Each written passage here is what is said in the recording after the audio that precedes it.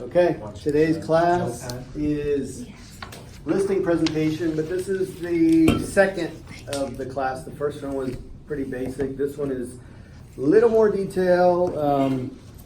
I was actually going to do role play, but I think there's still some more foundational things that we need to go over, like documents and more about what we need to cover before we actually go in to do a role play class. Okay, so before your listing presentation, here's a couple things that you should do. One is that you should role play your listing presentation with me or Will or with your senior, so you're not practicing with a client. That's the first thing, okay? Because we're going to help you just to make sure that it's smooth and sounds professional. What are some documents or information you think you need before you have your listing presentation? Let's assume you already know that you have a evaluation or a package already made up. Something like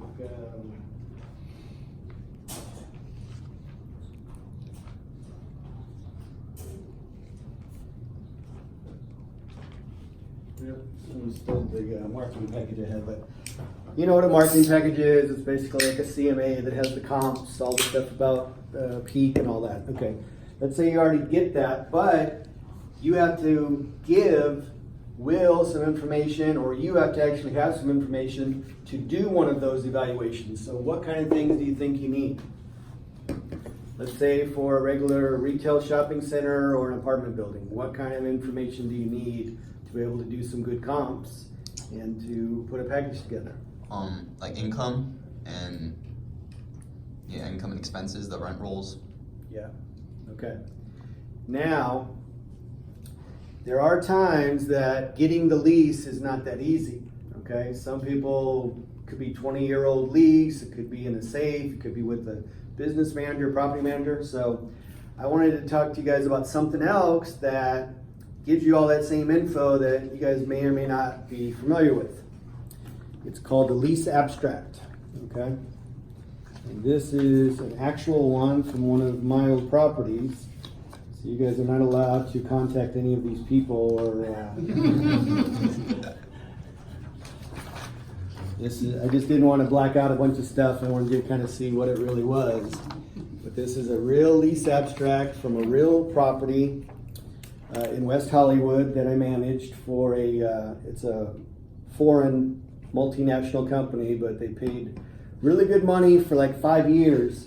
They were paying $24,000 a month for 5 years on an empty building because they were trying to get approval from the city for more parking.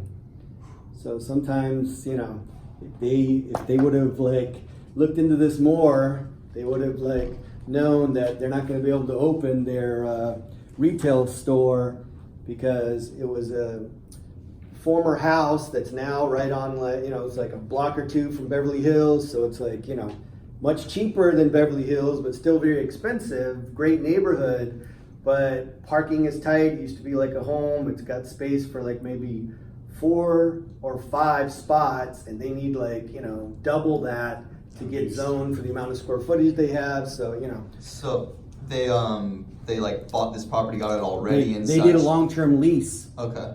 They did a long-term lease, and when they started to, get their plans together and their architect and all that, they realized, hey, so it's like now they're like trying to buy other spots nearby. Anyway, it's just been vacant forever. It's a mess. It's a group of buildings, commercial buildings, and there was a salon. There's a few other things, but I mean, basically, this is just one that shows. But what an abstract is basically you don't have to have the original lease. This is an abstract. Usually, property management companies do them so that they don't have to like dig through all the long, complicated leases when they go through on a property. They kind of just put every major important thing of a lease on one page. That's what a lease abstract is. And if you contact a property owner and he uses a management company and you want to list his building, he might say, okay, well, I'll give you permission to contact my management company and they can send you over the abstract of the lease, whatever. And they might just say, would abstract work instead of sending you the whole, you know, because sometimes a attorney drawn left lease can be 400 pages. So basically, you just need to know what the income is. You need to know when the bumps are for any future leases. You need to know what the income. So basically, this will give you a lot of the info you need. Sometimes it gives you all the info you need. Okay. Do you have a template of this that you can put in the Dropbox? I think we should, but if not, then I think I do have one that we can put in there. In fact, I know I do have one for multifamily. I'll make sure I have one that works for other properties as well. Okay, so you need to have the financial, as much documentation as you can, but basically how much money is coming in, what's the length of the leases, what's the expenses. You need to have all that to be able to do a good evaluation, because comps is going to be one of the important things, and you got to have all that information to either send to Will or to do a marketing package yourself. What's another word for marketing package that you see a lot when you're Offering memorandum? Yeah, OM or offering memorandum. Okay, don't use it. Know it because it's still in use, but there's been some legal things about it, and there's been some lawsuits, and so we don't want to get in legal trouble, so don't use offering memorandum. Use marketing package. As a Everybody term? know why? Yeah. Okay. Does anyone know why? Yes. Yeah? Mhm. Why? Tell I'm me. asking you why. Oh, okay. So technically, a offering memorandum is something that is registered under the securities, under the SEC, and it has to do with like stocks, like something has to do with like stocks and bonds. And so you have to have a different type, like a trader's license. So you don't want people to think that this is something that is different than what it is. Okay. So offering memorandum is like basically like IPO, a new stock kind of thing. It's like, so it's different. So we want people to like not be confused, and because there's been some like issues about that where people would think that, oh, you guys are stockbrokers, or you guys are in, this is a accredited event, it's not, okay? This is a marketing package, and it's about a property, and with residential is easy, everyone calls it a CMA, competitive market analysis. That's basically all this is basically telling you about the property. So don't use OM, but because it's out there, you can, I'm not saying don't use it. If someone says, send me an OM, you don't have to correct them and go into the whole spiel. You can just like send it to them, but on our stuff, we call it a marketing package. We don't call it an OM, okay? Is that discrepancy just like now starting to come to fruition and cause problems, or? Yeah. Yeah? Yeah. Okay. It's been called an OM, Yeah, pretty yeah. standard for a long time, Right. but it's been within the last like year and a half that there's been some things, and a lot of people are going now just to be safe. Okay. It's not likely that you're gonna get sued, Right, but right, anything that could, that's led to a lawsuit before, it's smarter just to be safe. Right, absolutely. Okay. Why is it important to get listings? Because we don't have business without it. Well, you could just work buyers. There's a lot of people Well, that yeah. only work buyers. Yes, you don't have leverage if you don't have listings. How? What do you mean? If you got a listing, then you can have buyers come to you, basically. If you have a buyer, you have to kind of walk them through every single See, if you have buyers, it doesn't mean you're gonna get a deal. Right. They might just not be serious, they might not qualify, they might get tired, they might not buy for another year. Buyers are great and you want buyers, but you don't control things as much. Right. With listing, you don't have to be the one to sell it. It could be someone else in the office, or thousands of other agents, or just like a investor that sees it online, that whatever. It could be thousands of other people that will help you to sell that property. So when you have the listing, you have a lot more control, and when you have listings, you're gonna get buyers, okay? You have a listing, you can start calling buyers for that listing, and if they don't want it, you could sell them something else. Something else, yeah. Yeah, if you put up a sign and they call on your property and it doesn't work, they need more space, you can sell them something else, okay? So you're gonna get buyers in an easier way than you working to get buyers. You're gonna get buyers just from having a listing, okay? You're gonna try to sell your property so you get both ends of it. What's that called? Double in. What else? What's the Dual legal? agency. Dual agency, Dual yes. agency, yeah. So you have to disclose it. It's not legal in all states. It's legal here, but it has to be disclosed, dual agency. Mhm. So normally what you do to the seller is you try to, let's say, 5%, do a 5-4, okay? I'll do 5% commission, means I'll put it out there. If I split it with another agent, we split it 2.5. If I sell it in my office myself, if we sell it, one of our agents, I'll give you a discount, we'll do it for 4%, okay, that kind of thing. Sellers like to hear that, okay? Okay, so very important to get listings and to go after listings. Now, everyone does the same thing when they go to a listing presentation. They're going to find out what the client thinks the property is worth. They're going to tell them about the company, tell them about themselves. They're going to go over their package, nice pictures, and they're going to go over their comps. They're going to try to get them to sign a listing presentation. They're going to cover commission. So those are the steps. That's what everyone does, okay? There's a few main things that you should do to make sure to separate yourself from everyone else, but also to help you to just get a signed listing presentation and not just have them say, okay, I'll think about it. One is find out, are they really looking to sell quickly or do they want the highest price? That's important on how you price the property, and it's also important how we market it, and it's important how we do the commission. I have a, excuse me, I have a lady who wants to sell her water business, but she doesn't want to sign a listing agreement. Yeah, we'll cover that one. We'll cover that one next. Okay. Okay. All right. So find out if they're looking for top price, and basically they're not in a rush, but for this price they will sell. Okay, that is an okay listing, but it's not as good as someone that needs to sell right away. Yeah. And they're not as concerned of getting top dollar. They just want to, that's a motivated seller, and that's basically the best thing you can look for, okay? Now, the other things you want to ask them, who else have you seen, or who else are you going to see? Because they're not going to just see you. They're going to see someone from Marcus. They're going to see someone from JLL.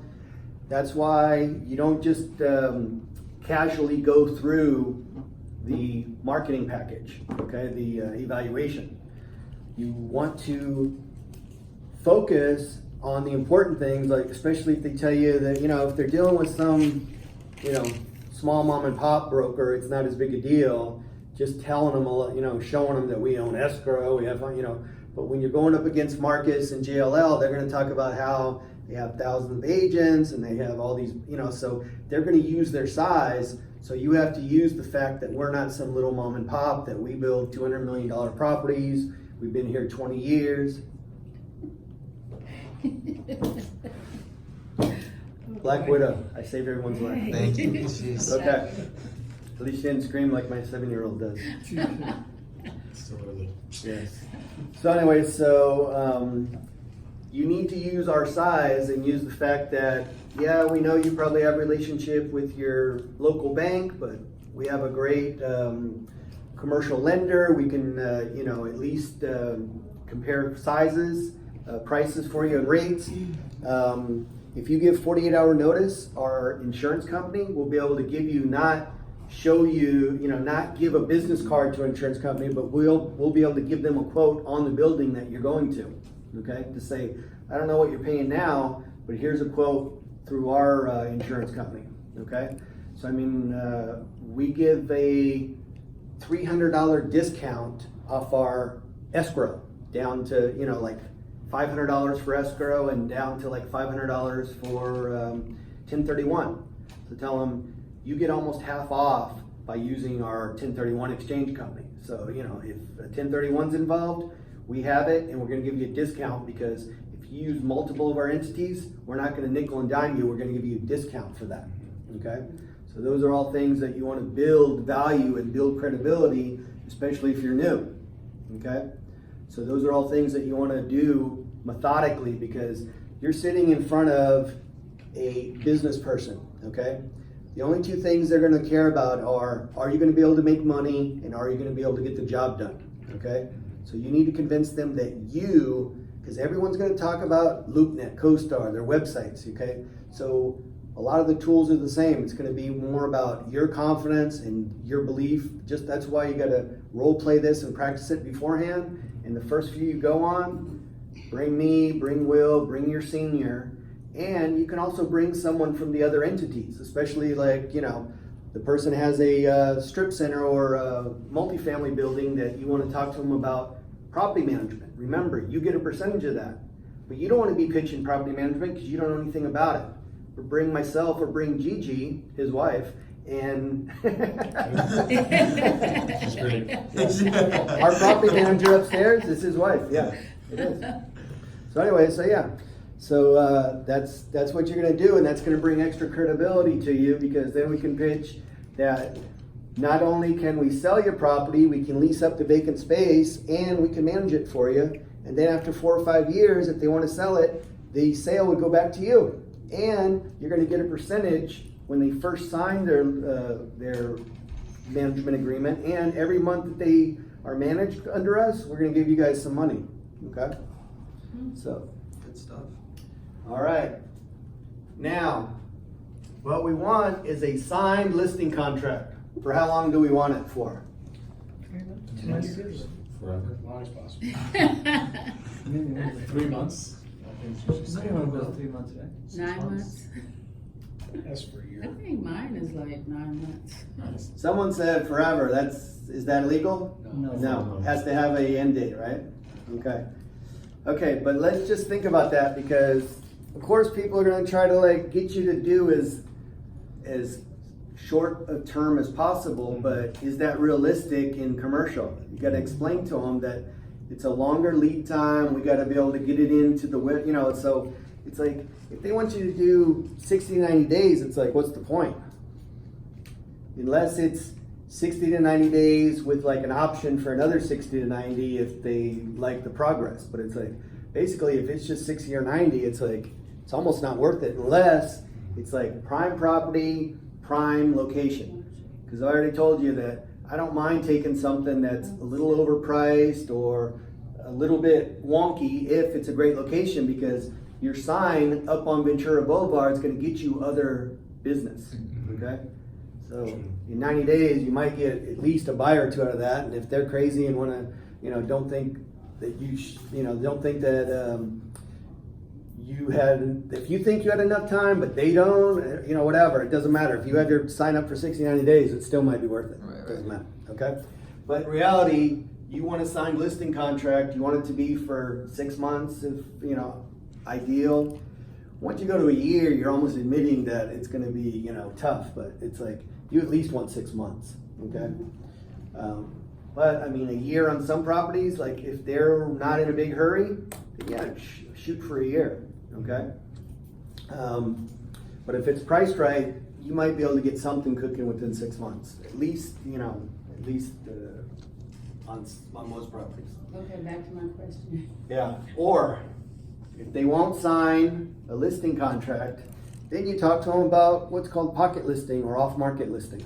Okay, say, hey, we got a lot of clients that they don't want their employees or they don't want their tenants to know that the property's for sale. So what they do is they will place the property with me, and I will sign a non-disclosure agreement or confidentiality agreement. And I'm going to first send it out to all of my investors, and we're also going to use all the agents that are in my office, and we're going to see if we can find a buyer quietly. The buyer, the investor, will have to also sign a confidentiality agreement, and they're going to just basically know a little bit of basics. Know if they want to know more, they will. They got to sign this, and all you gotta sign, you don't have to sign a listing agreement, you just have to sign a commission agreement, so that if I bring you a buyer, you're gonna pay me. So basically, they don't have to sign a listing agreement, and it's not gonna go on the MLS, and it's not gonna go on CoStar, it's not gonna go on websites, but it's just gonna be a pocket listing, an off-market listing. But you don't wanna do that if they're not willing to sign an agreement to pay you your commission, Yeah, that's it. because we don't work for free. Amen. So it's like, if they're not willing to sign something like that, then it's like, forget it, because then all they're gonna do is anybody you send over, they're gonna try to like work a deal around you and not pay you. Now, technically, if you bring them to court and you were, you know, a verbal does count, okay? So I mean, it's like, Yeah. if somebody hires you and says, yeah, I'll pay, you know, if they say that and you bring and do a deal and you're the procuring cause, you can sue, but who wants to sue for their money? So we don't do that. So we don't deal with that. We at least get them to sign an agreement to pay us a commission fee, okay? Can you show Now- us what one of those agreements would look like? Just hop on into like the Dropbox. Yeah, they're in They're in Dropbox. the- okay. Yeah. Now, there are some property types, like, you know, the Mark's medical office, he got that off-market listing, but his seller wasn't willing to pay a commission, but he did get his buyer to pay his commission. So there are some property types that, you know, if you got a good off-market listing that they really want, that, you know, that you can get your buyer. But in some properties, like apartments especially, it's like buyers are not willing to pay a commission because it's always traditionally a seller expense. So then the other thing that you can do is what's called it's not really a net listing, but basically you kind of just get your off-market person. If they're like, well, I'm not paying a commission, you kind of almost have to like put your commission on top of the price. Like they say, okay, I'll sell for 3 million. Then you say, okay, well, if anything I get over 3 million, can I keep as my commission? Almost like a net listing. Okay. That they'll usually agree to, as long as they get their price. So then you know, advertise it for 3.2, 3.3. That's the money you play with to be able to split with another broker to you know, to get them to bring a buyer, bring their client. All right. Now, commission.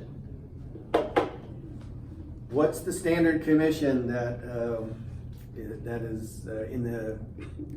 What's the standard commission in the area? In commercial? It's 6, but we could go to the 1 or 2. Not in commercial. There is no standard commission. Yeah. So There is, but there really isn't. Oh. If anyone ever asks you if there is, you say no because it's antitrust thing. Oh. Even though there is prevailing commission rates everywhere, it's like technically they're supposed to be negotiated each time based on, you know, based on how much you're spending on marketing, what's the property, whatever. But yeah, it's like on a business opportunity, what is a normal range for like your water business? What would be like a normal that you think commission rate is? I said 5%. That's low. That's low? Yeah. Okay. 8 to 10% 8 is to pretty 10, much okay. average. All right, we're going back on this one. 8 to 10%. I mean, if it's got the land with it, then No, 5%. But yeah, it's when just it's the just, business. yeah, normally because it's like 50, 75, 100, 200 grand. So, you know, 4 or 5% really isn't enough, Yeah. especially if you got to split that. So Right, 8 to yeah. 10% is normally, you know, regular commission. That's for a business listing? A business like dry cleaners or, you know, something that is what's called business opportunity, you know, a small restaurant, you know, yeah. Okay. And normally, it's if like on Becky's, a lot of times when she does these home health facilities, Yeah. it'll be broken up into 2 different parts. There'll be the business itself, the operation, and then there'll be the land. And so they break it up into 2 separate commissions. Oh, okay. Yeah, yeah. That's interesting. Yeah, because it's also the financing thing. Sometimes you can't get financing for the business part, but you can for the land. Unless you go and get a small business loan or something. But some lenders are not gonna loan on the business part or on the equipment. They're only gonna do on the structure and the land itself. Okay. So, yeah. What's the commission on the land?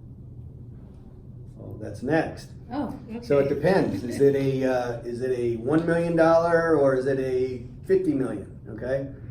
For a 1 million, you know, you're talking like pretty standard for like homes. You know, 4, 5, 6%. Yeah. What you can get. Okay. Start with 6, Start with negotiate 6 for yourself sure. down, but you have to explain to them how it works. Is that we're going to try to sell this ourselves, but we might not be able to. So I have to be able to, you know, split this with another broker. And if it's not attractive enough, they're not going to show it.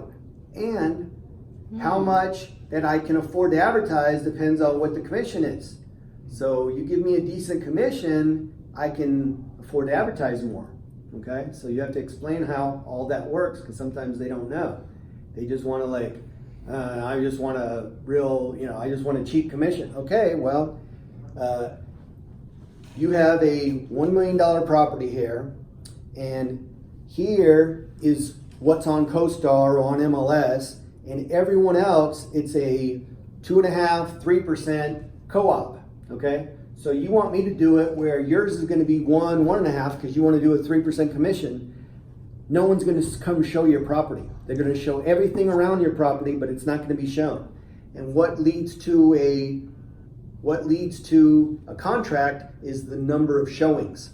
Okay, the more showings, the more likely I'm going to get an offer. Okay, so you have to explain how the real world works to them, and it all comes down to whatever the commission is. I have to split it in half, and I also have my broker I got to split it with, and I spend all this money out of my pocket. I'm an independent contractor. I have my own business. And CoStar, websites, flyers, mailings, everything costs money. Okay? So explain that to him. Explain that to your client, because what the budget is depend on what the commission is. Okay? But you can do something like, you know, I'll do it for 5%, and I'll split that with another broker, 2.5, 2.5. But if we sell it in-house, we'll give you a discount, we'll do it for 4. So 5-4, okay? Or you can work out